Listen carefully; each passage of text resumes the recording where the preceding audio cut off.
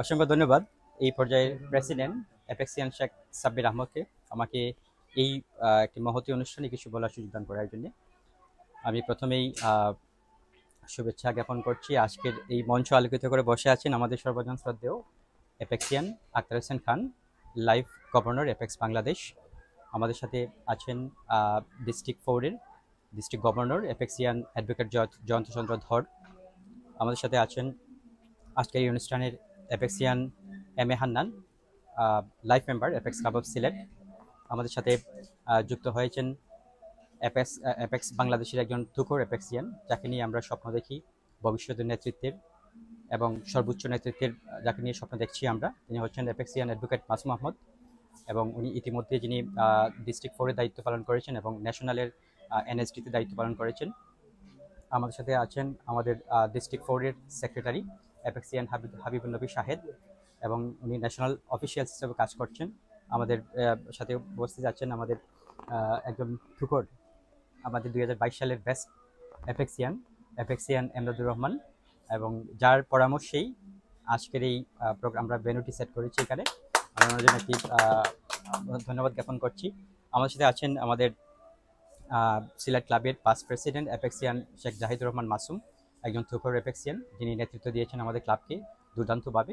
আমাদের সাথে আছেন আমাদের একজন আমাদের সুদক্ষ অ্যাপেক্সিয়ান ইউনুস কবির। আমাদের সাথে আছেন অ্যাপেক্সিয়ান জাউল হক বাপ্পি, যিনি সেক্রেটারি দায়িত্ব পালন করছেন আমাদের অ্যাপেক্স ক্লাব সিলেটের। এবং আমাদের সাথে আছেন অ্যাপেক্সিয়ান জুলফিকার আলী, যিনি অত্যন্ত একজন দক্ষ অ্যাপেক্সিয়ান, যিনি খুবই চটপটের এবং যিনি সবগুলো প্রোগ্রামে থাকেন। আমরা ওনাকে সবসময় আমরা ইন্সপায়ার করি যাতে সামনের দিকে এগিয়ে যাওয়ার জন্য। আজকে আমরা এমন একটি অনুষ্ঠানে অংশগ্রহণ করতে পেরেছি, আমি সবাইকেই ধন্যবাদ জ্ঞাপন করছি। কারণ আমরা জানি যে আমরা অ্যাপেক্সরা কাজ করি মূলত 3টি মতো নিয়ে, এটা হচ্ছে সেবা, সৌহার্দ্য এবং সুনাগরিকত্ব। আজকের যে অনুষ্ঠানে সেটা হচ্ছে আমাদের সৌহার্দ্যের একটি সবচেয়ে গুরুত্বপূর্ণ উদাহরণ। কারণ আমরা যেন সেবা করে থাকি, আমরা আমরা গুড সিটিজেনের জন্য কাজ করি, কিন্তু এইরকম যে অনুষ্ঠান আমরা যেটি আমরা ফেলোশিপের জন্য করে থাকি, আমরা যেটাকে সৌহার্দ্য বলি, সেটা হচ্ছে ঈদ রিউনিয়ন। আজকের এই রিউনিয়নের মাধ্যমে আমরা সবাই একত্রিত হয়েছি, এবং এই বিষয়টি আমাদের মধ্যে একটা হৃদ্যতা সৃষ্টি করেছে, এবং এর কিছু বেনিফিট আছে আমরা পাই। সেগুলো হচ্ছে আমাদের যে একটা বন্ড, আমাদের কিন্তু বন্ডকে স্ট্রেংথেন করে, আমাদের যে একটা সম্পর্ককে খুব দৃঢ় করে এইরকম একটি অনুষ্ঠান।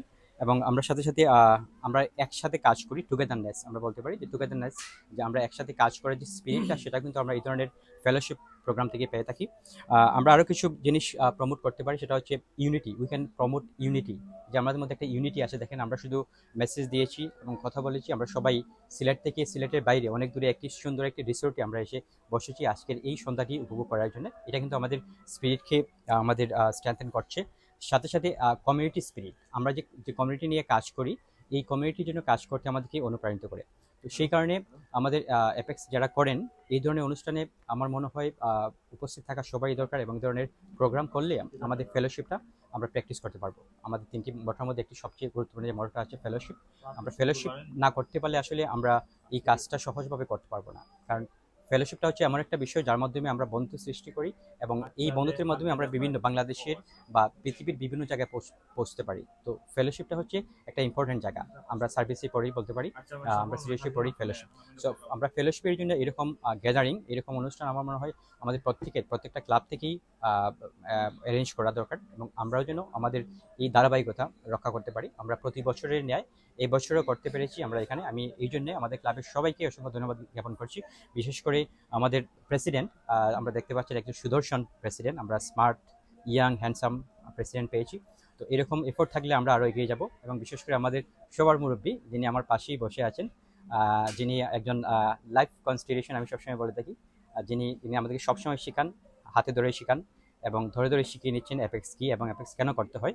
আমি আমার অন্তঃস্থল থেকে ধন্যবাদ জ্ঞাপন করছি এবং শুভেচ্ছা জানাচ্ছি এরকম আমাদের পাশে থাকার জন্য। আমার বিশ্বাস উনি সবসময় এইভাবেই থাকবেন, আমাদের ভুল ধরিয়ে দিবেন।